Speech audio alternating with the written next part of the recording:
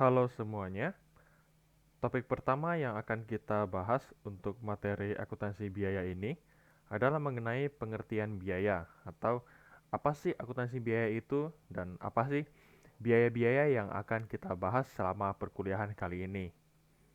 Oke, jadi kita akan mulai untuk membahas materi bab pertama. Bagian pertama atau bagian A yang akan kita bahas adalah mengenai akuntansi keuangan dan akuntansi manajemen. Jadi, dalam akuntansi biaya itu, kita pada awalnya akan membahas dulu nih, perbedaan akuntansi keuangan dan akuntansi manajemen apa ya? Dan apa hubungannya dengan akuntansi biaya? Oke, mari kita simak dulu. Nah, di sini sudah saya siapkan apa sih yang membedakan antara akuntansi keuangan dan akuntansi manajemen. Nah, beda gak sih? Atau apa sih perbedaannya? Nah, kalau kita lihat hal yang paling mendasar adalah keduanya sama-sama akuntansi. Jadi, perlakuannya masih sama, sama-sama memiliki laporan, sama-sama berangkat dari jurnal.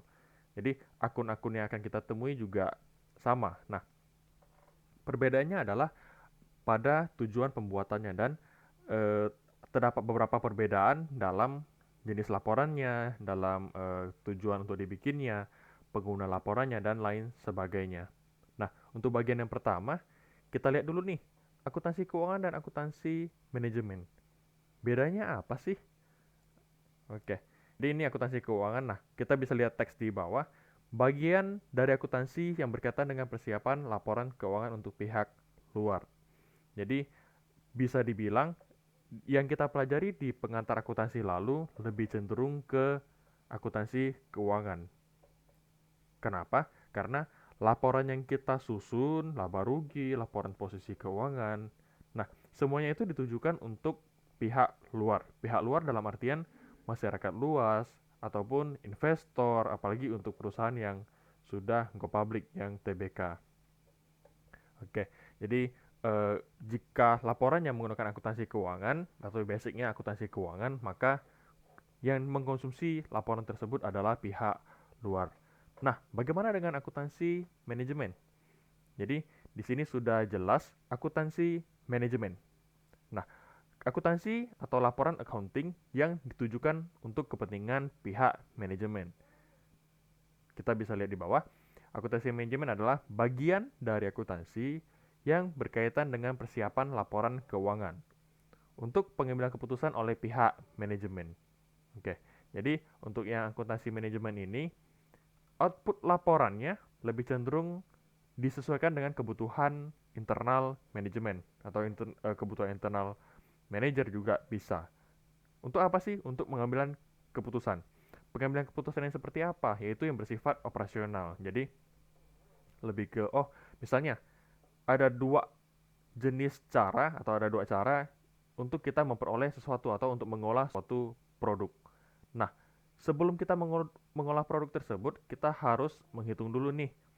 Oh, kalau produk A, apa yang perlu saya korbankan atau cost yang akan saya keluarkan berapa?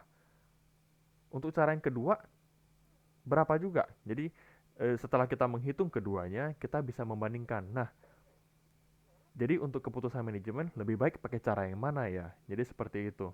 Nah, itu hanya gambaran kasarnya aja. Jadi akuntansi manajemen tidak sesempit itu, namun hal yang simpelnya seperti itu. Jadi yang satunya untuk kepentingan pihak luar, yang satunya untuk kepentingan manajemen. Nah, berikutnya. Persamanya apa sih? Nah, tadi saya sudah sampaikan sama-sama akuntansi. Kalau akuntansi berarti kan sama-sama ini mengolah informasi dan output atas kegiatan ini adalah laporan keuangan. Jadi sama-sama nih outputnya laporan, kemudian inputnya adalah informasi atau adalah transaksi yang kita olah sedemikian rupa, kita proses secara accounting dan menghasilkan output laporan keuangan. Nah, kemudian penyedia informasi keuangan yang bermanfaat untuk penentuan pengambilan keputusan. Jadi baik itu akuntansi keuangan maupun akuntansi manajemen itu untuk kepentingan pengambilan keputusan. Hanya saja yang berkepentingan siapa sih? Jadi siapa saja yang perlu mengambil keputusan. Jadi banyak pihak, apakah itu investor, apakah itu manajemen, apakah itu pihak yang lain, itu tergantung kepada pihak yang berkepentingan. Nah, oke, saya lanjut. Di sini sudah saya rangkumkan ke dalam satu tabel. Nah, apa aja perbedaan akuntansi keuangan dan akuntansi manajemen? Oke, mari kita bahas per poin.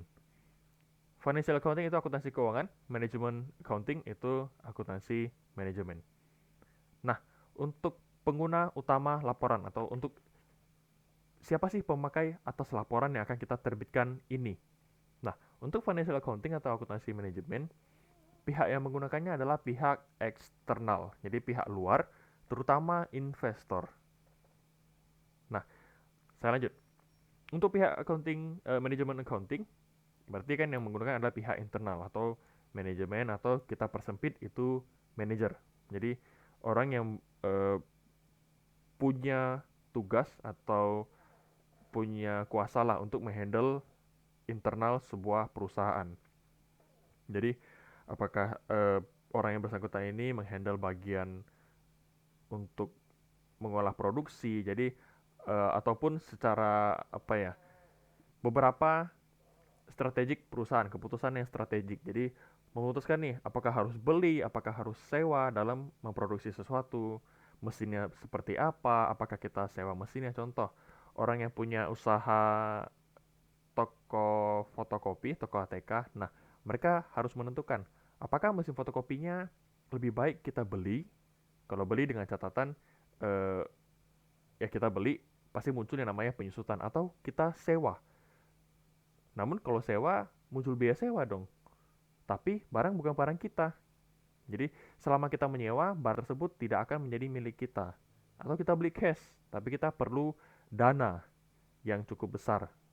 Ataupun kita harus leasing nih, kita harus kredit. Nah, hal-hal tersebut yang akan dibandingkan. Jadi lebih baik gimana sih? Ataupun dalam suatu produksi, apakah kita lebih baik membeli barang yang sudah setengah jadi, kemudian kita lanjut untuk mengolah? Atau apakah lebih baik kita beli bahan bakunya, kita olah dari saat barang tersebut masih mentah, kita olah sedemikian rupa sampai menjadi barang jadi. Tentu semuanya punya perhitungan, tentu semuanya punya eh, caranya masing-masing, perhitungannya masing-masing untuk menentukan mana yang lebih baik dan mana yang tidak. Nah, maka dari itu butuh laporan akuntansi manajemen.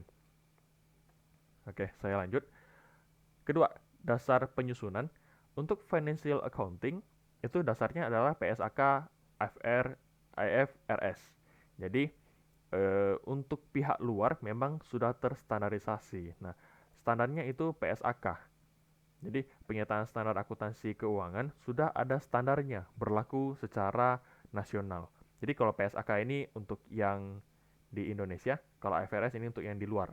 Jadi, PSAK kita juga basic atau berbase dari IFRS. Seperti itu. Nah, jadi sudah ada standar bakunya. Kenapa? Karena laporan ini akan dibaca oleh pihak luar. Maka dari itu harus punya satu standar agar semua orang yang sama bisa membaca laporan tersebut. Oke. Untuk akuntansi manajemen. Nah, ini tergantung biaya dan manfaat. Kemudian teori keputusan manajemen.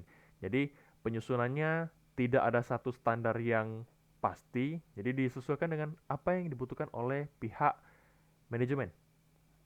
Apakah ini saya mau melihat biaya ini, mana yang lebih besar, mana yang lebih efektif, mana yang lebih efisien, atau kita mau lihat nih manfaatnya. Kalau seperti ini, keputusannya manfaatnya kayak gimana? Seperti itu. Jadi dibalikkan kepada pihak manajemen. Pihak manajemen maunya yang seperti apa? Informasi apa yang ingin diketahui? Seperti itu. Oke, selanjut lingkup informasi. Kalau financial accounting itu informasinya secara keseluruhan, jadi menyeluruh. Semua informasi dimasukin ke dalam laporan keuangan. Nah, kalau pihak manajemen hanya terkait kepentingan keputusan manajemen. Jadi, tergantung sih si manajemen mau lihat apa sih, apa yang ingin diputuskan. Contoh, untuk bagian produksi ya udah masukin info-informasi mengenai kegiatan produksi tersebut. Tidak perlu masukin, oh bagian yang nanti administrasi umum seperti apa, bagian kantor seperti apa, tidak perlu. Kita fokusnya ke biaya produksi, seperti itu. Jadi sangat-sangat tergantung ke pihak manajemen, mau laporan atau mau mencari informasi mengenai apa. Lanjut, orientasi laporan. Yang namanya akuntansi keuangan itu bersifat masa lalu. Jadi accounting, kita membukukan sesuatu, yang namanya membukukan berarti sesuatu itu sudah terjadi, sudah ada bukti transaksinya, sudah ada lampiran pendukungnya. Nah, baru kita konversikan dalam bahasa accounting, yaitu kita jurnal, posting buku besar, dan seterusnya sesuai siklus akuntansi menghasilkan sebuah laporan. Nah, maka dari itu, contoh, kita laporan tahun 2019. Jadi, kalian bisa cek di IDX atau di Bursa Efek Indonesia. Nah, laporan tahun 2019, kapan sih baru bisa diakses oleh publik? Udah pasti pada tahun 2020. Nah, biasanya itu kurang lebih ya setelah diaudit sekitaran bulan Maret atau April normalnya. Nah, bayangkan, untuk sebuah laporan yang tahun 2019 baru bisa diakses pada bulan Maret 2020 misalnya. Berarti kan itu sudah lalu, sudah lewat. Jadi kita hanya membukukan atau hanya melihat sebuah laporan yang berisikan masa lalu. Jadi sudah lewat. Nah, isinya apa ya sih? Yaitu historis proses operasional perusahaan pada tahun yang bersangkutan, tahun 2019 misalnya. Jadi, semua informasi yang terkandung adalah informasi yang sudah lampau atau sudah terjadi. Nah, kalau akuntansi manajemen, jadi ini lebih ke masa depan. Kok bisa masa depan? Karena di sini kita menghitung nih, kita memprediksi, oh, kalau saya mau contoh yang tadi, kalau misalnya saya mau memproduksi sesuatu, apakah lebih baik saya bikin dari bahan baku, dari masih mentah, sangat mentah, saya bikin hingga setengah jadi, hingga jadi, atau saya berangkat langsung dari barang setengah jadi. Jadi saya beli nih dari orang lain, saya beli barang yang sudah setengah jadi, saya lanjut olah. Jadi saya tidak mengolah dari masih mentah, melainkan saya olah pas dia udah setengah jadi nih. Jadi saya beli barang setengah jadi, saya olah hingga menjadi barang jadi. Nah, hal-hal seperti ini kan merupakan prediksi untuk kedepannya. Jadi eh, kita mempertimbangkan sesuatu, oh keputusan yang seperti ini bagusnya gimana ya? Bagusnya saya memutuskan yang seperti apa untuk kepentingan masa depan, untuk kepentingan kedepannya seperti itu. Jadi keputusan yang diambil untuk keputusan masa depan. Oke, untuk bentuk laporan. Jadi laporannya akuntansi keuangan itu ringkas dan berhubungan secara keseluruhan. Ringkas dalam artian kalian coba lihat aja laporan keuangan. Kondisi satu perusahaan dapat kita gambarkan dalam satu halaman aja atau dua halaman lah maksimal lah. Dua halaman isinya apa? Yaitu laporan posisi keuangan. Udah. Jadi semua aktiva, semua harta, semua aset yang kita miliki, kita bisa lihat di laporan posisi keuangan.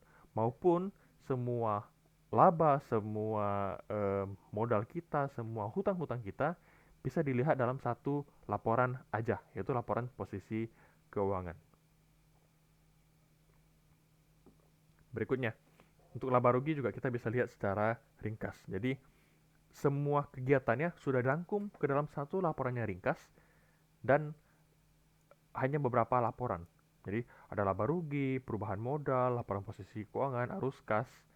Hanya 4 itu plus catatan atas laporan keuangan. Jadi sangat ringkas. Nah, untuk akuntansi manajemen. Jadi di sini dikatakan terperinci untuk setiap kegiatan, divisi dan lain-lain. Jadi yang seperti tadi saya udah bilang, tergantung manajemen nih, dia butuh informasi mengenai apa. Misalnya divisi A, divisi B, divisi produksi, yaitu ya udah kita siapkan laporan untuk divisi yang produksi. Jadi mau kepentingan apa kita penuhi, kita bikinkan laporannya, gitu. Oke, kemudian isi laporan.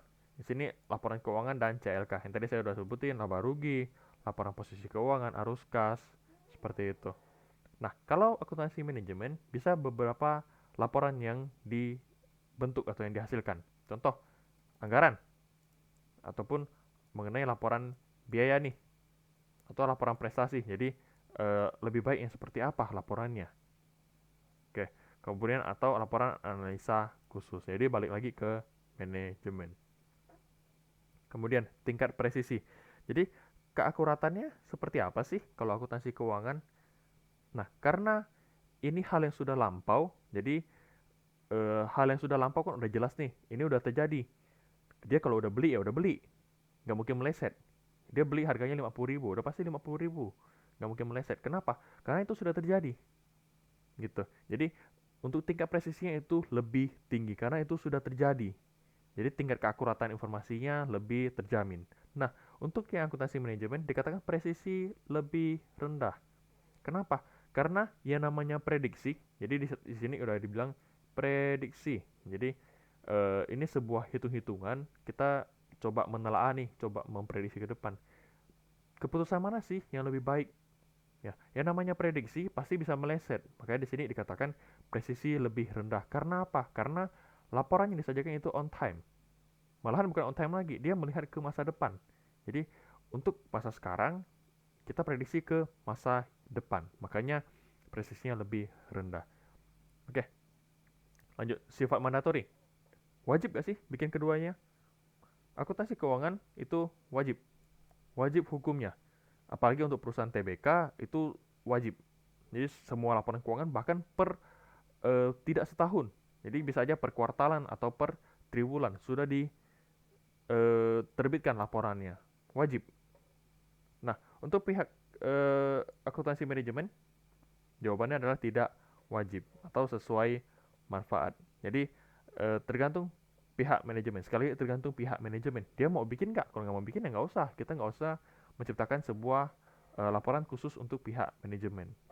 Namun kalau memang diminta ya udah kita bikinkan. Kita sajikan laporan keuangannya seperti itu. Laporan versi manajemen accountingnya. Nah, ke depan kalau misalnya kalian jadi manajer nih, jadi jangan serta-merta, oh laporan hanya laporan akuntansi keuangan doang, laporan keuangan doang yang ya udah laba rugi, laporan posisi keuangan tok seperti itu aja. Tidak. Jadi kalau suatu saat kalian menjadi manajer, kalian harus cermat juga. Oh, saya mau melihat nih, saya mau bandingkan biaya satu dan biaya yang lainnya. Bisa gak kamu bikin laporannya? Jadi request kan atau minta kepada bagian accountingnya untuk menyajikan. Jadi jangan takut, oh ini bukan bagian accounting. Inilah bagian accounting. Accounting yang mengetahui mengenai pembukuan. Jadi accounting yang membantu untuk menjadikan laporan tersebut. Seperti itu. Oke, saya lanjut. Berikutnya, bagian B, pengertian akuntansi biaya. Nah, ini singkat. Eh, Akuntansi ya artinya kita ada satu transaksi, kita mencatat, kita menggolongkan yang kita ringkas, kemudian kita sajikan, kita jelaskan. Ini apa aja sih yang terdapat dalam laporan keuangannya atau selama satu periode transaksi keuangan dalam satu perusahaan bagaimana sih hasilnya seperti itu. Jadi masih sama seperti akuntansi pada umumnya. Nah, tapi di sini lebih cenderung memfokuskan pada biaya, yaitu biaya apa? Biaya pembuatan atau penjualan produk dan jasa dengan cara-cara tertentu serta penafsiran terhadapnya. Jadi lebih berfokus kepada biayanya. Nah, biaya yang difokuskan itu untuk perusahaan apa sih? Jadi kalau jenis perusahaan ada tiga, yaitu ada perusahaan jasa, perusahaan dagang, dan perusahaan manufaktur. Ketiganya ini sudah saya jelaskan pada saat pengantar akuntansi. Jadi, untuk perusahaan jasa kita sudah pelajari mengenai jurnal, mengenai siklusnya itu sebelum UTS di mata kuliah pengantar akuntansi 1 di semester 1. Kemudian, untuk perusahaan dagang sudah kita bahas juga setelah UTS pengantar akuntansi 1 juga. Nah, kali ini yang akan kita bahas adalah prakteknya pada perusahaan manufaktur. Oke, yang namanya manufaktur itu berarti ada kegiatan produksi atau kegiatan membuat sesuatu. Nah, jadi kita masuk ke perusahaan manufaktur.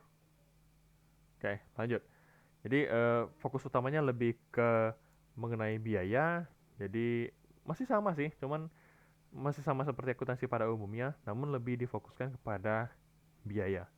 Jadi informasi mengenai biaya tergantung untuk siapa proses ditujukan atau biaya ini untuk apa ya nantinya ya seperti itu. Oke. Di sini dikatakan untuk pemakai laporan keuangan, jadi untuk pihak luar, akuntansi biaya merupakan bagian dari akuntansi keuangan. Jadi di akuntansi keuangan sekalipun kita ada yang namanya akuntansi biaya. Kita menganut akuntansi biaya. Jadi kita mengolah beberapa biaya, kita masukin kepada posnya masing-masing. Oke. Kemudian kok tadi ada akuntansi manajemen? Jadi akuntansi manajemen lebih berfokus kepada pemakaian di dalam perusahaan. Jadi contoh eh, laporan yang dibikin itu bukan laporan yang laba rugi pada umumnya, laporan posisi keuangan pada umumnya, tidak. Jadi ada satu laporan tersendiri lagi, apakah itu anggaran atau laporan biaya seperti itu. Itu untuk kepentingan manajemen. Oke, saya lanjut. Oke, berikutnya itu tujuan akuntansi biaya. Nah, di sini ada 4 poin yang ingin disampaikan, yaitu pertama, kita menentukan harga pokok produksi atau lebih simpelnya kita menentukan biaya produksinya. Jadi, satu item atau sebuah produk kira-kira kalau kita produksi menghabiskan biaya berapa ya? Gitu. Nah, ini untuk kepentingan apa sih? Jadi, kalau kamu produksi sesuatu, kamu tentu harus tahu biayanya berapa. Kamu harus tahu modalnya berapa. Untuk apa? Jadi pada saat kamu mau menjual sebuah barang, kamu mengetahui nih, oh, saya mau margin laba berapa persen sih? Saya punya produk dengan biaya produksi itu 50.000. Saya mau margin labanya berapa? Misalnya 10%, ya itu. Ya udah, kamu jual 55.000 seperti itu. Kalau kamu tidak tahu biaya produksinya, bagaimana kamu mau menjual? Yang ada saat kamu menjual sebuah barang, kita nggak tahu nih, oh ini untung atau enggak ya. Siapa tahu malahan yang kita jual lebih rendah dari harga produksinya. Kalau seperti itu kan kacau. Jadi perusahaan apa yang bisa bertahan dengan kondisi seperti itu? Kemudian untuk pengendalian biaya, jadi ini item pertama yang kita bahas tadi. Ini yang kedua, pengendalian biaya.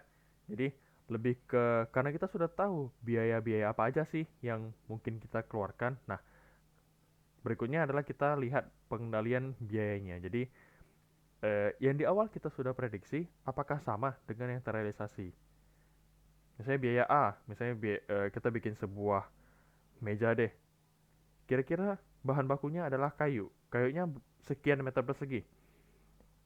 Kalau dikalikan adalah 30.000 misalnya. Oh, kok pada saat realisasinya di pabrik yang diproduksi adalah sekian meter persegi, lebih panjang sedikit. Sehingga total biaya yang kita keluarkan itu 35.000 lah misalnya. Berarti antara 30.000 menjadi 35.000. Terdapat selisih 5.000, ada range 5.000. Nah, kita perlu tanda tanya, ini kenapa sih kok bisa selisih 5.000? Nah, itu namanya pengendalian biaya.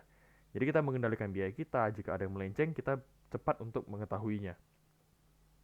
Kemudian, untuk perencanaan biaya, itu tadi sudah kita bahas, dan pengambilan keputusan khusus.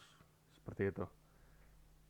Oke, ini 4 item yang sudah kita bahas mengenai tujuan akuntansi biaya. Bagian berikutnya, itu bagian C, penggolongan biaya. Jadi, untuk di akuntansi biaya ini, penggolongan biayanya tergantung beberapa hal. Jadi, ada berbagai cara untuk menggolongkan biaya tersebut. Jadi, ada beberapa nih. Jadi, umumnya penggolongan biaya ini ditentukan atas dasar tujuan yang hendak dicapai. Nah, kita menggolongkan sebuah biaya, tujuannya apa sih? Apa yang mau kita ketahui? Karena sekali lagi, kembali ke apa yang ingin kamu sampaikan, apa yang ingin kamu cari informasinya, seperti itu. Nah, karena dalam akuntansi biaya dikenalkan konsep different cost for different purposes. Jadi, beda kategori biaya untuk tujuan yang berbeda pula. Jadi, tergantung tujuannya, maka kita sudah dapat tujuan, kita baru bisa tentukan kita mau bikin biaya apa aja ya, kategori biaya apa aja. Fungsinya untuk apa?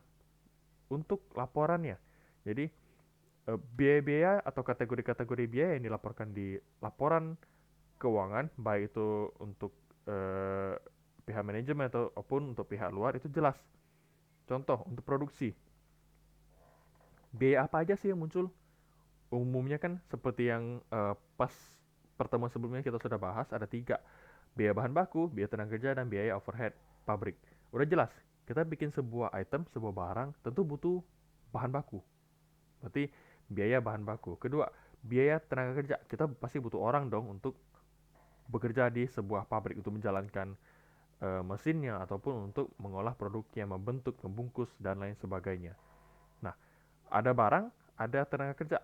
Kita butuh sebuah tempat, kita butuh fasilitas yang mendukung, listrik, segala macam, air bersih. Nah, itu yang namanya BOP. Jadi jelas, masa kita produksi tiba-tiba muncul apa? Biaya yang nggak masuk akal deh. Misalnya, biaya apa? Biaya materai. Kok produksi ada biaya materai sih? Nggak nyambung dong. Materai adanya di kantor, seperti itu. Berarti itu beda. Jangan masuk ke biaya produksi. Itu masuklah ke biaya administrasi dan umum, seperti itu. Jadi, different cost for different purposes. Kemudian, nah ini pengeluaran biaya menurut objek pengeluaran. Jadi, dalam cara pengeluaran biaya ini, nama objek pengeluaran merupakan dasar penggolongan biaya. Jadi, tadi contoh, kita beli bahan baku. Ya udah, biaya bahan baku. Kita bayar tenaga kerja. Ya udah, biaya tenaga kerja. Seperti itu. Jadi, biaya apa itu tergantung apa yang kita bayar sih, gitu. Jadi jelas. Misalnya listrik, kita bayar listrik nih. Ya udah, biaya listrik. Kita bayar sewa itu biaya sewa gedung misalnya. Seperti itu. Harus jelas biaya apa. Kategorinya jelas. Kemudian penggolongan yang berikutnya. Penggolongan biaya menurut fungsi dalam perusahaan. Jadi di sini dikategorikan menjadi dua, yaitu biaya produksi dan biaya komersial. Nah, biaya produksi itu apa sih? Oke. Nah, di sini kayak tadi saya udah bahas, biaya produksi itu tiga, biaya bahan baku, tenaga kerja, dan overhead pabrik. Nah, jadi eh, tiga biaya ini merupakan biaya utama untuk biaya produksi. Jadi ya produksi ya mengenai bahan baku, tenaga kerja, dan overhead pabrik. Oke, saya lanjut. Di sini dikatakan direct cost, direct material cost, direct labor cost, factory overhead. Nah, kenapa ada kata langsung di sini? Oke, itu nanti akan saya jelaskan. Jadi ada bahan baku langsung dan bahan baku penolong. Nah, ini biaya tenaga kerja langsung dan biaya tenaga kerja tidak langsung. Nanti akan kita bahas lebih lanjut. Oke. Jadi biaya produksi tergantung untuk eh, produksi aja. Nah, di sini sudah disampaikan, boleh kalian sambil-sambil mengecek ke materi kalian, ke modul kalian. Sekiranya ada penjelasan saya di sini yang tidak ada di modul, boleh kalian kasih catatan, kalian lengkapi di modul. Oke, saya lanjut. Bahan baku langsung, bahan baku utama. Contohnya apa? Kalau perusahaan tekstil ya kain bahan utamanya. Kalau untuk produksi mebel atau pabrik kayu, ya bahan utamanya pasti kayu. Nah, ini dikatakan bahan baku langsung. Jadi, yang namanya biaya bahan baku langsung itu yang merupakan bahan baku utama serta dapat diukur. Lihat kembali ke modul kalian, saya sudah ada tambahkan kalimat di sana yaitu dapat terukur. Contoh, saya bikin satu meja, saya butuh 2,5 meter persegi kayu apalah, misalnya kayu jati. Jadi udah nggak lari ukurannya. Satu meja saya butuh 2,5 meter persegi. Saya mau produksi 4 meja, berarti saya butuh 4 kali 2,5 meter persegi, yaitu 10 meter persegi. Jadi hitungannya tidak lari. Sudah jelas, satu item menghabiskan berapa kuantiti bahan baku. Jadi dapat terukur. Lanjut, biaya tenaga kerja langsung. Nah, di sini ada kata langsung, yang tadi juga ada kata langsung. Biaya tenaga kerja langsung maksudnya gimana? Yaitu tenaga kerja yang langsung berhubungan dengan proses produksi. Contoh simple, usaha industri, usaha rumahan. Cai kue deh, cai kue. Jadi orang yang memproduksi cai kue itu tenaga kerja langsungnya siapa sih? Ya itu berarti misalnya lah mereka memperkerjakan AI lah. Jadi AI inilah yang merupakan tenaga kerja langsung karena mereka yang membentuk kulitnya, mereka yang mengisi bengkoangnya ke dalam misalnya. Ada yang finishing terakhir seperti itu. Jadi tenaga kerja langsung adalah orang-orang yang terlibat langsung dalam proses produksi, langsung bersentuhan dengan produk yang dibikin seperti itu. Oke. Kemudian biaya overhead pabrik. Nah, biaya overhead pabrik itu seluruh biaya di luar bahan baku langsung dan tenaga kerja langsung. Jadi, biaya-biaya yang tidak tercover oleh kedua ini. Jadi, bahan baku langsung dan tenaga kerja langsung dalam kegiatan produksi. Contoh, nah, ini ada biaya bahan baku penolong. Jadi, di atas ada kata biaya bahan baku langsung. Nah, adakah biaya bahan baku tidak langsung? Sepertinya bahasanya agak kurang enak didengar, jadi kita ganti aja. Biaya bahan baku penolong.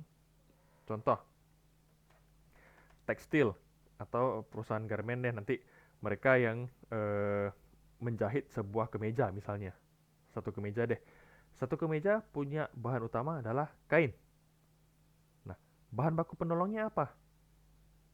Ya, kira-kira material apa sih atau bahan apa sih yang ada di baju atau di sebuah kemeja yang kira-kira tergolong bahan baku penolong? Kalian coba lihat kemeja kalian ada apa aja. Oke, contoh kancing. Kenapa saya bilang kancing? Pak, satu baju jelas kok kancingnya ada 5. Ya berarti satu baju menghabiskan 5 kancing. Ukurannya jelas. Iya, ukuran untuk satu baju 5 kancing. Tapi kamu coba cari, satu kancing itu harganya berapa sih? Misalnya, pas kamu beli kancing nih, emang kamu belinya oh per butir. Bisa gak? Ya mungkin aja bisa sih. Tapi kita membahas dalam lingkup pabrik atau sebuah perusahaan, sebuah usaha yang cukup besar lah. Jadi bukan yang usaha yang pribadi personal gitu, enggak.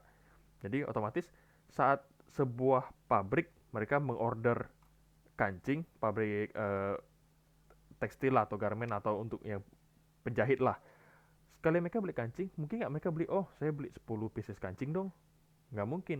Pasti sekali beli satu kantong atau pakai satuan apa ya, saya nggak tahu. Apakah per kilo atau gimana. Nah, 1 kilo kancing, kamu coba hitung deh, ada berapa kancing dalamnya. Nggak mungkin dong kita hitung satu-satu. Bisa nggak bisa. Itu ibarat kamu malam-malam hitung bintang di langit, seperti itu. Banyak gak? Banyak. Akurat gak? Mungkin tidak akurat. Pasti meleset. Kamu keburu kunang-kunang matamu untuk menghitung semua itu. Oke. Jadi yang mau saya sampaikan adalah kenapa kancing masuk ke biaya bahan baku penolong? Karena kancing susah diukur harganya. Jadi per satu piecesnya berapa sih? Gitu. Walaupun jelas satu baju pakai 5 pieces kancing. Nah, tapi kamu cari harga kancingnya agak sulit. Sangat susah untuk menghitung harga satu kancing berapa. Seperti itu. Nah, di sini saya kasih contoh pabrik kayu yaitu sekrup atau paku. Nah, satu meja sama, dia pakai berapa sekrup sih? Mungkin kamu bisa lihat, oh, bagian dalam mungkin habis 10 skrup, bagian luarnya habis 8 skrup. Ketahuan Pak, 18 skrup totalnya. Iya, secara penggunaan jelas, tapi secara harga, sekrup ataupun paku bisa belinya kiloan. Nah, 1 kilo berapa paku? Apakah kamu menghitung semua itu? Seperti itu. Jadi, sangat sulit untuk mengetahui satu paku harganya berapa. Maka dari itu dikatakan tidak terukur. Nah, masuklah ke kategori bahan baku penolong. Pertama karena sulit diukur, kedua karena secara harga mereka lebih tidak material. Kalau bahan baku utama pasti ya mahal. Kalau bahan baku penolong cenderung lebih murah, seperti itu. Lanjut. Biaya tenaga kerja tidak langsung. Nah, di sini contohnya mandor atau supervisor. Mereka adalah tenaga kerja yang ada di pabrik tapi tidak bersentuhan langsung dengan kegiatan produksi. Contoh, kalau mandor di sebuah pabrik atau supervisor lah, mereka hanya mengawasi. Mereka tidak ada hubungannya dengan jumlah atau berapa sih yang dibikin atau bagaimana sih pekerjaan satu orang bisa menghasilkan berapa. Jadi satu karyawan nih dia bisa hasilin berapa. Itu tidak ada hubungannya dengan mandor atau supervisor. Jadi adanya mandor dan supervisor tidak memiliki keterlibatan langsung dengan proses produksi. Mereka hanya melihat, mereka hanya memantau. Jadi tidak bersentuhan langsung dengan item yang diproduksi. Kenapa saya bilang seperti itu? Kenapa saya katakan tidak langsung? Karena kehadiran mereka tidak mendorong jumlah atau meningkatkan jumlah item yang diproduksi, quantity yang diproduksi. Contoh, ada 5 orang, tadi cai kue deh, 5 orang AI. Satu AI bisa bikin 100 cai kue. Jadi satu orang AI bisa bikin 100 cekwe, 5 orang AI berarti bisa bikin 500 cekwe. Nah, kehadiran si mandor berarti tambah mandor 6 orang dong. Nah, si mandor ini dengan si mandor hadir tidak mempengaruhi jumlah cekwe yang diproduksi. Jadi nggak mungkin dong mandornya disuruh atau supervisor disuruh bikin cewek juga, nggak mungkin dong. Posisinya berbeda. Jadi kehadiran mereka hanya untuk mengawasi, tidak terlibat langsung dengan proses pembuatan. Jadi kehadiran mereka tidak tidak serta merta oh tambah supervisor deh berarti tambah 100 cewek lagi jadi 600 karena 6 orang. Tidak seperti itu. Jadi sekali lagi kehadiran mereka tidak berhubungan langsung dengan proses pembuatan produksi. Mereka hanya memantau, mereka hanya eh, mengontrol semua apa yang ada di pabrik seperti itu. Nah, biaya di luar itu, jadi di luar bahan baku penolong, di luar tenaga kerja tidak langsung. Contoh, biaya perbaikan mesin itu masuk ke BOP, biaya listrik masuk ke listrik pabrik ya, masuk ke BOP. Nah, untuk biaya lainnya seperti apa? Biaya lainnya contoh, biaya asuransi gedung pabrik. Nah, berarti masuk ke bagian BOP juga. Ini ada biaya listrik, biaya air bersih deh misalnya, masuk ke biaya overhead pabrik. Contohnya apa lagi? Biaya konsumsi di pabrik. Jadi misalnya tiap jam istirahat disediakan makan nih, berarti muncul biaya konsumsi dong. Jadi itu biaya konsumsi di pabrik masuk ke overhead pabrik. Nah, tapi kalian jangan salah, kadang biaya listrik itu bisa untuk pabrik, bisa juga untuk kantor. Kalau biaya listrik pabrik itu masuk ke bagian yang BOP. Kalau biaya listrik kantor itu masuk ke bagian biaya administrasi dan umum. Beda. Jadi tolong bedakan mana yang biaya untuk pabrik, mana yang untuk bukan pabrik. Seperti itu. Saya lanjut. Nah, ini ada istilah prime cost dan conversion cost. Ini prime cost, ini conversion cost. Nah, kedua istilah ini tolong diingat. Nanti bakal kita coba hitung-hitung menggunakan istilah ini. Jadi, jika dikatakan prime cost untuk produk ini berapa ya? Prime cost itu berarti biaya utamanya. Utama ya berarti ada bahan baku dan orang yang mengerjakannya. Jadi, biaya bahan baku langsung dan biaya tenaga kerja langsung. Bahan baku langsung tambah biaya tenaga kerja langsung sama dengan prime cost. Nah, kalau orang tanya conversion cost, jadi biaya untuk mengkonversi. Konversi apa sih? Konversi barang mentah menjadi barang jadi. Untuk mengkonversinya kita butuh apa? Berarti butuh orang yang mengkonversi, orang pekerjanya yaitu tenaga kerja langsung dan fasilitas yang mendukung yaitu BOP. Jadi BTKL tambah BOP sama dengan conversion cost. Ya, ini dua istilah yang perlu kalian pahami. Kalian ingat, ini prime cost dapatnya dari mana, conversion cost dapatnya dari mana. Saya lanjut. Nah, di sini ada biaya komersial. Biaya komersial terdiri dari apa sih? Yaitu dua, biaya pemasaran dan biaya administrasi dan umum. Jadi susunannya kalau di laporan laba rugi, pertama ini bagian penjualan nih, paling pertama.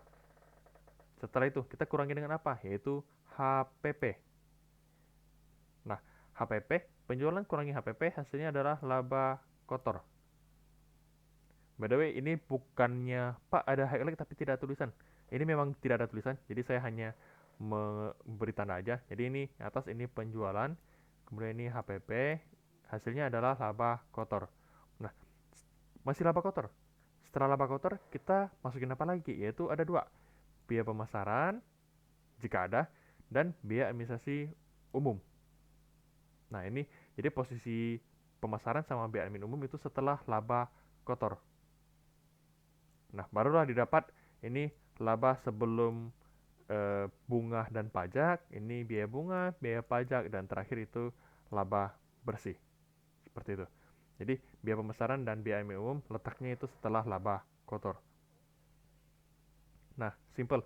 Biaya pemasaran, isinya apa? Ya isinya semua biaya mengenai marketing, mengenai pemasaran, gaji marketing, cetak brosur, pasang iklan, dan lain sebagainya. Kalau biaya administrasi dan umum, itu cenderung untuk biaya-biaya yang ada di kantor.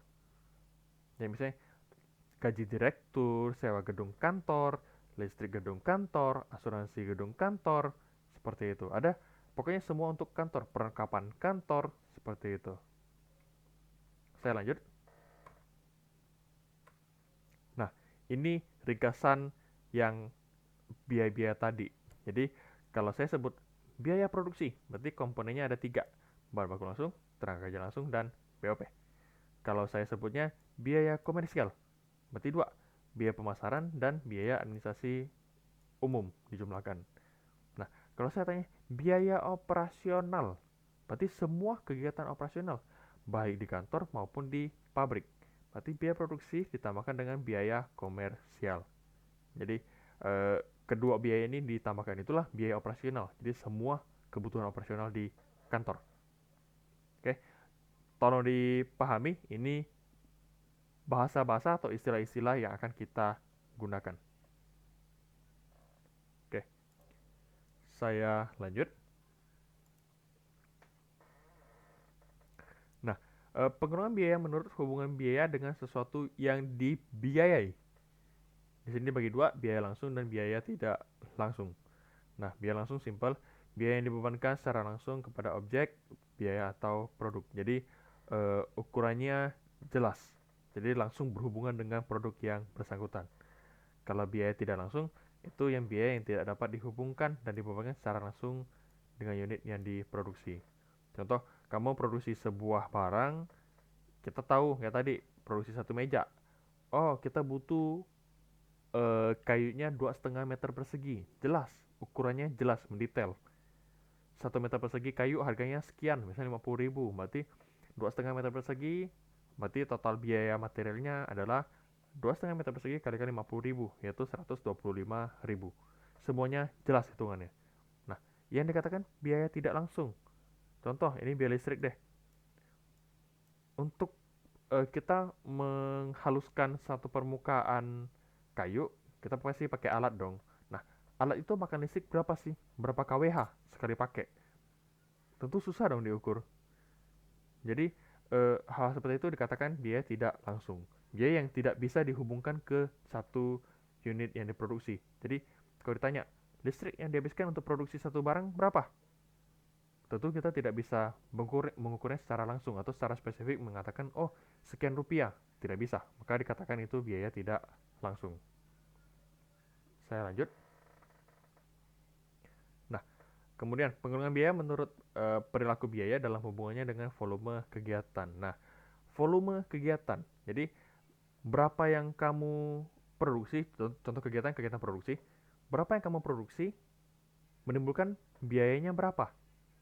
Apakah semakin tinggi kegiatan atau semakin tinggi jumlah unit yang diproduksi, biayanya semakin meningkat, atau biayanya sama saja, atau bagaimana? Apakah ada yang setengah-setengah seperti itu?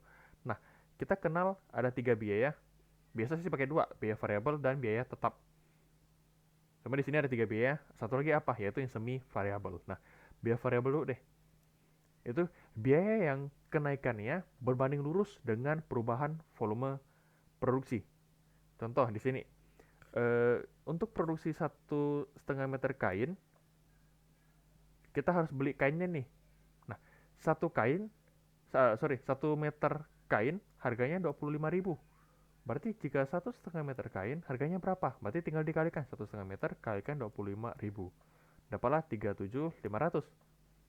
Kalau kita mau produksi 10 helai pakaian, jadi satu helai habisin 1,5 meter.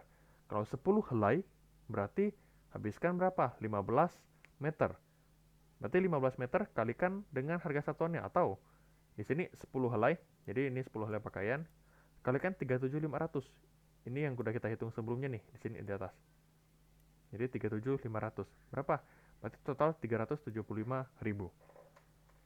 Berarti hitungannya sudah jelas, tidak mungkin lari, udah pasti. Jadi hitungannya udah exactly segitu ya segitu gitu. Nah, itu biaya variabel. Produksi makin banyak, biaya makin gede. Produksi makin dikit, biayanya juga makin kecil. Nah, lanjut.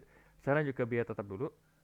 Kalau biaya tetap, berarti mau kamu produksinya eh, gede, mau produksinya dikit dalam kapasitas produksinya. Jadi pada kapasitas produksi tertentu, nah misalnya kapasitasnya 5.000 unit deh. Nah, kamu mau produksinya 4.000 unit, mau produksinya 500 unit doang, mau produksinya 1.000 unit, biaya yang muncul adalah sama. Jadi tidak berubah. Contoh, di sini, biaya sewa gedung. Nah, biaya sewa gedung pabrik lah ya, lebih spesifiknya. Ya, lebih spesifik biaya sewa gedung pabrik. Kamu mau produksi banyak, 4.000 unit pun, 500 unit pun, ya kamu sudah sewa satu gedung pabrik. Jadi yang kamu bayarkan ya segitu. Gak mungkin kamu sewa dikit, oh gua nego dong, segini dong sewanya. Kan eh, produksinya dikit, nggak ada yang seperti itu gitu. Jadi kamu produksi banyak, produksi dikit, ya biaya sewanya sama. 50 juta per tahun ya 50 juta per tahun. Semuanya tetap. Lanjut, biaya penyusutan gedung. Nah, ini misalnya tadi yang sewa gedung. Sekarang kalau gedungnya kita beli sendiri, kita susutkan. Nah, mau itu produksinya besar, mau produksinya banyak, mau produksinya dikit, beban penyusutan gedung tetap sama. Jadi, asumsikanlah dia menggunakan metode garis lurus. Berarti mau dia produksi banyak, dikit, penyusutannya sama. Yaitu sesuai garis lurus. Setahun misalnya 10 juta rupiah yang disusulkan, ya udah 10 juta rupiah gitu. Jadi ini biaya tetap. Nah, ada yang namanya biaya semi variabel. Kalau di modul kalian dapat melihatnya itu contoh biaya telepon atau biaya listrik. Jadi ada biaya abonemen. Nah, ini pengalaman saya pribadi di kantor untuk listrik. Jadi misalnya eh, penggunaan kita dikit deh. Nah, untuk kantor biasanya kan penggunaannya harusnya sedang atau banyak lah. Jadi saya asumsikan atau saya ambil satu patokan, kita sebulan eh, dibatasi atau minimal ada nih minimum charge sebesar 700 kWh. Jadi itu satuan meterannya. Jadi 700 kWh kalikan tarifnya itu minimum charge. Jadi minimum kita harus pakai 700 kWh. Nah, kalau kita pakai kurang gimana? Misalnya kita pakai 200 kWh doang. Yang ditagihkan itu tetap sesuai minimum charge-nya, yaitu 700 kWh. Nah, sampai sana itu adalah biaya tetap. Jadi mau kamu pakai 200 kWh, 300 kWh, selama kamu tidak mencapai 700 kWh, akan dianggap sebagai biaya tetap. Nah, kalau kamu pakai di atas 700 kWh, nah barulah setiap kWh yang kamu pakai dikalikan dengan tarifnya masing-masing. Jadi, makin banyak kamu pakai listrik di atas 700 kWh, makin banyak kamu pakai, makin besar juga tagihan listriknya gitu. Jadi ini dikatakan semi variable. Baik, saya lanjutkan. Nah, penggolongan biaya menurut jangka waktu manfaatnya. Ada dua istilah, capital expenditure dan revenue expenditure. Yang satu pengeluaran modal, satu pengeluaran pendapatan. Simple, pengeluaran pendapatan berarti biaya yang kamu keluarkan, ini expenditure pengeluaran atau expenses biaya. Jadi biaya-biaya yang kamu keluarkan dalam kaitannya untuk memperoleh pendapatan. Berarti apa aja? Nah, berarti semua biaya produksi terkait dengan eh, dalam rangka menghasilkan pendapatan nggak? Iya dong. Kita produksi sesuatu untuk menjual. Jual untuk apa? Biar dapat eh, omset, biar ada penjualan, kita ada pemasukan seperti itu untuk mendapatkan pendapatan, income, revenue. Oke, jadi contoh biaya produksi, biaya gaji, kita beli alat kerja, kita reparasi mesin, itu semua semata-mata untuk dalam rangka menghasilkan uang, jadi untuk pendapatan. Nah, ada yang namanya pengeluaran modal. Bedanya apa? Pengeluaran modal itu biaya yang mempunyai manfaat lebih dari satu periode akuntansi. Oke, sesuatu yang kita beli yang memiliki manfaat atau umur lebih dari satu periode akuntansi. Biasanya kita catat sebagai apa tuh? Yaitu aktiva tetap. Ya, jadi capital expenditure itu belanja modal atau pengeluaran modal lebih ke membeli sesuatu barang yang umurnya lebih dari 1 tahun. Contoh, berarti aktiva tetap peralatan kah, bangunan kah, kendaraan kah, seperti itu. Jadi capital expenditure itu untuk pembelian aktiva tetap, jadi secara dominan mayoritas itu pembelian aktiva tetap, dan revenue expenditure itu biaya-biaya yang dikeluarkan untuk memperoleh si pendapatan. Dapat dilihat di laba rugi. Simpelnya seperti itu. Kemudian, nah ini istilah baru lagi nih. Penggolongan biaya menurut periode pembebanan ke dalam penghasilan. Jadi ada product cost, ada period cost, biaya produk dan biaya periodik. Product cost itu biaya yang berkaitan dengan produksi, biaya yang muncul hanya jika ada kegiatan produksi. Jadi ini product cost terdiri dari apa sih? Yaitu semua biaya produksi. Contoh, nanti biaya produksi itu terdiri dari 3, bahan baku, tenaga kerja, dan BOP. Itulah biaya produk. Jadi semua biaya produksi digabungin ke biaya produk, ditotalin. Misalnya saya tanya nih, biaya produk untuk PTA berapa? Nanti kamu totalin, bahan bakunya berapa ya? Tenaga kerjanya berapa ya? BOP-nya berapa ya? Kamu totalkan ketiga itu sama dengan biaya produk atau product cost. Nah, untuk biaya periodik, jadi biaya produk itu biaya-biaya operasional perusahaan seperti biaya penjualan, administrasi, dan umum yang timbul selama periode tertentu. Jadi biaya penjualan, biaya admin umum seperti gaji direksi segala macam yang muncul selama periode tertentu atau secara berkala, pasti muncul per periode. Nah, biaya-biaya ini tergolong ke eh, biaya selain biaya produksi. Berarti yang di bawah laba kotor, yaitu biaya pemasaran atau penjualan, terus biaya administrasi dan umum gitu. Jadi ini kaitannya dalam pembebanan ke dalam penghasilan. Ya, saya lanjut. Nah, metode pengumpulan biaya produksi. Oke. Jadi eh, sama seperti kata istilah-istilah sebelumnya, biaya produksi plus biaya non produksi adalah total biaya produk. Nah, eh, metode pengumpulan biayanya seperti apa? Jadi secara garis besar, cara memproduksi dibagi atas dua. Nah, ini atas dasar pesanan dan produksi massal. Oke, produksi atas dasar pesanan. Ini paling simple, ini bahasa zaman sekarangnya pre-order. Jadi, eh, kita menerima orderan dulu, baru kita mengerjakan barangnya atau mengerjakan permintaannya. Contoh, udah mau Imlek nih. Oke, biasanya ramai itu berjamur tuh orang-orang yang buka order, pre-order kue lapis misalnya. Oke. Apakah kue lapis yang dibikin itu, oh udah deh, saya bikin. Kalian siapa aja mau beli tinggal beli. Mayoritas tidak. Jadi ada yang pesen baru saya berani beli. Karena apa? Yang namanya kue tahannya tidak lama, pasti lebih cepat expired. Karena kue kayak kue lapis itu pada umumnya tidak pakai pengawet. Oke. Jadi maka dari itu dibikin atas dasar pesanan. Ada pesanan baru dibikin. Nah, itu produksi atas dasar pesanan, berarti by order. Kemudian produksi massal. Jadi ini bukan bukan promosi, tapi contoh kayak di Alfamart, Indomaret. Apakah mereka produksi, misalnya produksi teh botol? Jika ada orderan, tentu tidak. Jadi barang yang diproduksi adalah barang-barang yang akan dijual secara massal. Jadi minuman yang ada di Alfamart, Indomaret semuanya uh, dipampang di etalasenya, terpampang di rak-raknya. Jadi seperti itu. Itu produksi massal. Jadi diproduksi bukan karena ada pesanan, melainkan untuk mengisi stok yang ada. Begitu. Nah, ini sudah saya jelaskan tadi.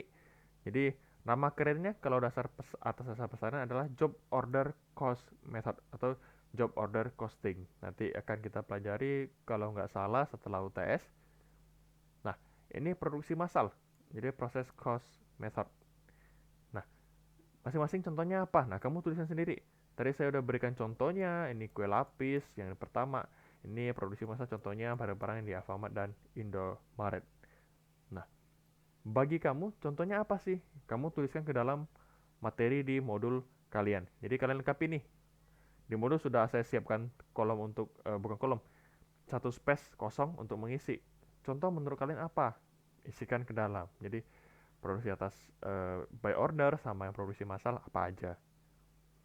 Oke, silakan kalian lengkapi sendiri itu nggak masalah. Yang penting kalian coba lengkapi, kalian coba berpikir kira-kira yang ada di sekitar kita apa sih contohnya gitu. Jadi ini melatih kalian untuk memahami juga. Jadi kita kuliah bukan hanya ada teori, melainkan ada praktik juga di lapangan atau di kondisi pekerjaan realitasnya seperti apa gitu. Oke, kemudian metode penentuan biaya produksi. Nah, ada dua ini yang perlu diperhatikan dengan baik. Ada yang namanya full costing dan variable costing. Oke, bedanya di mana? Yang selama ini kita gunakan atau yang kebanyakan orang gunakan adalah full costing. Nah, full costing itu berarti kayak tadi saya udah bilang, biaya produksi dibagi atas tiga: biaya bahan baku langsung, biaya tenaga kerja langsung, dan biaya overhead pabrik. Oke, yang namanya biaya bahan baku langsung berarti kan terukur nih satu barang habis berapa. Otomatis kalau biaya bahan baku langsung itu tergolong biaya variabel. Oke, ini kan saya kasih tanda V. Ini biaya kerja variabel. Nah, biaya tenaga kerja langsung itu juga biaya variabel. Variabel maksudnya makin tinggi produksinya, jumlah yang diproduksi, otomatis biaya kamu makin besar. Nah, jadi untuk biaya overhead pabrik itu campur. Nanti seperti yang tadi slide-slide sebelumnya sudah saya tampilkan. BOP isinya apa? Biaya bahan baku penolong, biaya tenaga kerja tidak langsung, dan biaya-biaya lainnya. Nah, itu masuk ke biaya overhead pabrik. Jadi, ini nih nggak ditentukan ini variabel atau tetap. Nggak, ini campur ke dalam sini. Jadi, masih satu dicampur ke dalam lah. Semua biaya masuk ke dalam. Itu BOP. Nah, jadi full costing semuanya kita masukin biayanya, biaya produksinya. Oke. Bagaimana dengan variable costing? Nah, namanya variable costing. Jadi segala sesuatu biaya produksinya harus variable. Contoh, biaya bahan baku langsung. Ini udah pasti variable, biaya variable. Tenaga kerja langsung, pasti biaya variable. Nah, biaya overhead pabrik ternyata bisa nih dipisah. BOP yang tetap berapa, variable berapa. Jadi ini terdapat pemisahan. Jadi semua biaya ini murni biaya variabel untuk variable costing. Oke. Jadi setelah ditotalkan itu harga pokok produksi. Nah, jika dibandingkan dengan full costing, lebih besar mana sih biayanya? Oke, kalian perhatiin. Ini biaya bahan baku langsung semuanya dimasukin. Biaya tenaga kerja langsung semuanya dimasukin. Biaya overhead pabrik semuanya juga dimasukin. Otomatis totalnya akan lebih besar dibandingkan variable costing. Kenapa? Karena variable costing dia masukin biaya langsung, tenaga kerja langsung, dan BOP variabel. Nah, BOP tetapnya kemana? Apakah menghilang? Tidak. Jadi BOP tetapnya masih ada, namun tidak gabung ke kategori biaya produksi. Jadi dipindah ke kamar yang lain. Oke, saya sudah rangkumkan. Nah, di sini full costing dan variable costing. Ini sudah saya kasih perbandingannya seperti itu. Jadi bedanya yang saya highlight warna merah. Ini di BOP di biaya BOP-nya. Jadi yang satunya full, ini full. Ini apa? Semuanya dimasukin, ini full. Nah, yang BOP untuk variable costing hanya yang variabel aja. Begitu. Nah, kemudian berarti BOP tetap yang kemana? BOP tetap tidak hilang, melainkan dicatat bersama biaya administrasi dan umum. Jadi dipindahkan ke bagian biaya yang di bawah setelah laba kotor. Oke, saya lanjut. Nah, ini perbandingan laporan laba rugi perusahaan dagang dan manufaktur. Kalau dagang ini yang kita bahas di PA2, ini di PA2, sorry, PA1. Nah, ini manufaktur. Manufaktur yang kita pelajari di AK biaya. Oke, ini yang PA1, ini yang AK biaya. Nah, bedanya gimana? Oke, secara laporan posisi keuangan, saya tampilkan hanya untuk bagian aset lancar. Karena ini yang paling kentara, ini yang paling kelihatan bedanya. Kalau perusahaan dagang, hanya ada satu jenis persediaan, yaitu persediaan barang dagang. Kalau di perusahaan manufaktur, bisa ada 3 ataupun 4 malahan. Jadi ini sama-sama persediaan bahan baku, Kemudian ini persediaan barang dalam proses atau yang setengah jadi, dan ini persediaan barang jadi. Nah, untuk yang bahan baku bisa dipisah lagi sih. Jadi, mana yang bahan baku utama, mana yang bahan baku penolong. Jadi, bisa dibedakan lagi persediaannya, tergantung jumlah persediaan yang kita miliki atau yang bisa dikontrol, dikendalikan, seperti itu. Jadi ini bukan berarti laporan posisi keuangan manufaktur hanya ada aset lancar, tidak. Tapi saya hanya tampilkan untuk bagian aset lancar, karena bagian lainnya kurang lebih sama. Oke, saya lanjut. Nah, ini yang bikin berbeda. Nah, kita lihat dulu nih untuk perusahaan dagang. Untuk perusahaan dagang, laporan laba ruginya normal. Harusnya kalian sudah hafal. Penjualan, kurangi HPP, dapat laba kotor, kurangi biaya komersial. Ini tolong diganti aja. Jadi ini ganti jadi biaya komersial. Nah, isinya apa? Pemasaran dan admin umum. Jadi ini total biaya komersil, total biaya komersil. Nah, hasilnya adalah laba atau rugi bersih. Bedanya dengan manufaktur apa? Bedanya kalau di penjualan, di sini kita langsung pembelian bersih. Nah, kalau di perusahaan manufaktur, kita menghitung harga pokok produksi. Jadi ingat, ini harga pokok produksi, ini harga pokok penjualan. Jadi sama-sama HPP, tapi P yang kedua itu produksi, ada yang P yang kedua satunya produksi, satunya penjualan. Jadi hati-hati kalau sebut untuk perusahaan manufaktur, kalian sebut nih HPP-nya sekian. HPP apa dulu? Itu harga pokok produksi atau harga pokok penjualan? Gitu. Harga pokok produksi berarti harga pokok dalam kegiatan produksi. Jadi satu unit yang kita produksi, harga pokok atau modalnya berapa sih? Gitu. Jadi kita hitung di dalamnya. Jadi saya kasih bintang, kasih warna merah nih. Kenapa? Karena kita butuh satu perhitungan lagi. Perhitungannya seperti apa? Ini. Jadi ini ada harga pokok produksi. Nah, dimulai dengan persediaan barang dalam proses awal tambah ini tambah biaya produksi. Oke, biaya produksinya ini. Nah, setelah ditambahkan, berarti ini adalah total dari persediaan awal, barang dalam proses awal, plus biaya produksi. Ditotalkan, dikurangi dengan persediaan barang dalam proses akhir. Oke, dapatlah harga pokok produksi. Baik, nah untuk yang si biaya produksi nih, kita hitung 3. Produksi ada 3 dong, bahan baku langsung, tenaga kerja langsung, dan overhead pabrik. Nah, kalau tenaga kerja langsung itu jelas. Kalau untuk bahan baku langsung, jadi uh, untuk si bahan baku langsung sendiri ada perhitungannya lagi, yaitu persediaan bahan baku awal tambah pembelian bersih, kemudian ini yang bahan baku tersedia untuk dipakai, dikurangi persediaan bahan baku akhir. Nah, dapatlah total biaya bahan baku langsungnya berapa. Oke, ini adalah perhitungannya. Nah, ada yang tanya, Pak, pembelian bersih itu hitungnya gimana? Itu sudah kita bahas di pengantar akuntansi. Pembelian bersih berarti apa? Nah, kamu cari tahu sendiri, kamu refresh lagi. Pembelian bersih hitungnya gimana sih? Nggak mungkin saya jelasin lagi, kalian udah semester atas. Ini hal dasar yang dapat di materi pengantar akuntansi. Nah, kemudian BOP. Kalau memang BOP-nya sudah disebutkan berapa, boleh kalian langsung tuliskan. Namun, jika BOP-nya harus kalian hitung kembali, berarti kalian harus jabarin nih, BOP-nya apa aja. Contoh, di satu soal lah, dikatakan biaya bahan baku penolong sekian, berarti masukin. Biaya tenaga tidak langsung sekian, berarti masukin. Biaya depresiasi atau biaya penyusutan peralatan pabrik sekian, berarti masukin juga. Nah, biaya asuransi pabrik sekian, berarti masukin juga. Jadi, semua kategori biaya yang tergolong ke biaya overhead pabrik dimasukkan ke dalam kategori di sini. Gitu.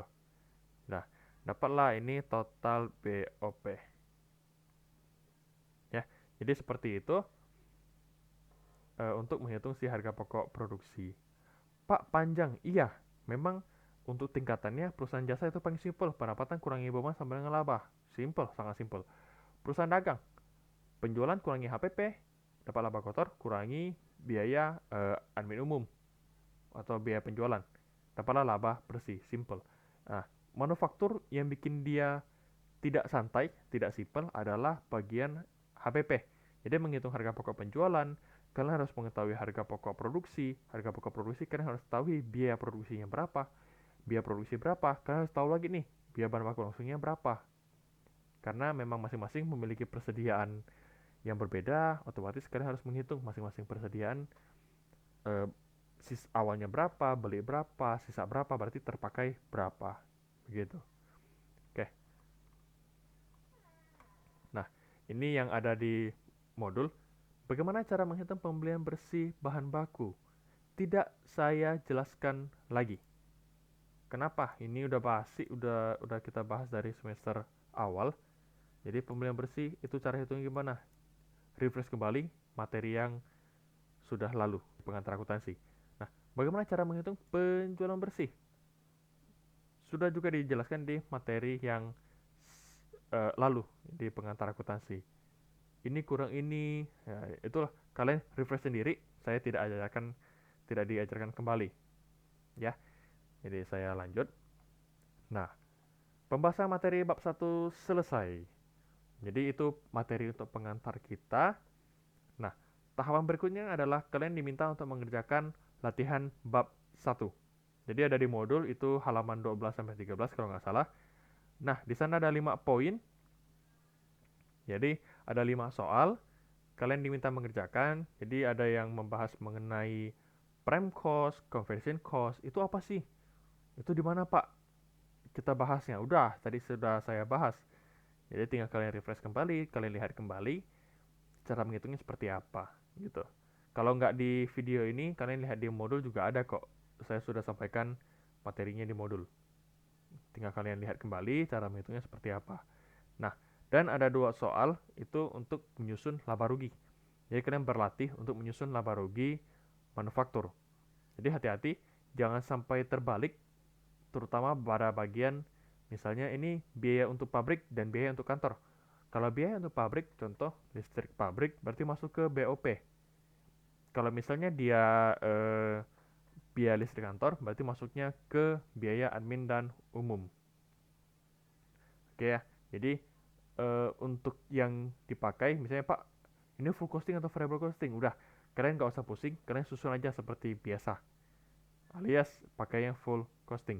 Jadi nggak perlu pikir mana BOP variabel, mana BOP tetap, udah abaikan dulu. Yang penting kalian bisa susun laporannya ke dalam laba rugi perusahaan manufaktur, gitu. Jadi sekian untuk materi pertama ini, bab 1 ini. Silakan kalian lanjutkan mengerjakan latihannya, soal-soal latihan, 5 soal itu, dan dikumpulkan paling lambat sebelum perkuliahan di pertemuan berikutnya. Contoh misalnya ada yang pertemuan berikutnya adalah hari Senin jam 5. Berarti kalian kumpulnya sebelum jam 5. Atau paling maksimal itu jam 5 sebelum perkuliahan dimulai. Ya, jadi sekali lagi jangan sampai telat karena saya tidak eh, mengajarkan kalian untuk telat. Jadi kumpullah pada waktunya, kalau bisa sebelum waktunya. Jadi dikumpulkan lebih cepat, lebih baik. Oke, sekian dari saya untuk materi kali ini. Silakan dikerjakan, silakan dilanjutkan. Apabila ada pertanyaan mengenai materi, ada yang kurang jelas, boleh kalian tanyakan ke saya secara personal, jika terpaksa secara personal. Nah, jika bisa itu di grup. Jadi agar yang lainnya juga bisa mengetahui pertanyaan kalian seperti ini, jawabannya seperti ini. Jadi yang ngerti bukan hanya kalian, tapi teman-teman yang lain juga. Teman jika sungkan, jika ada masalah, ada kendala, boleh kalian komunikasikan dengan saya secara pribadi, personal chat. Oke, sekian dari saya. Selamat mengerjakan. Kita ketemu di pertemuan berikutnya. Terima kasih.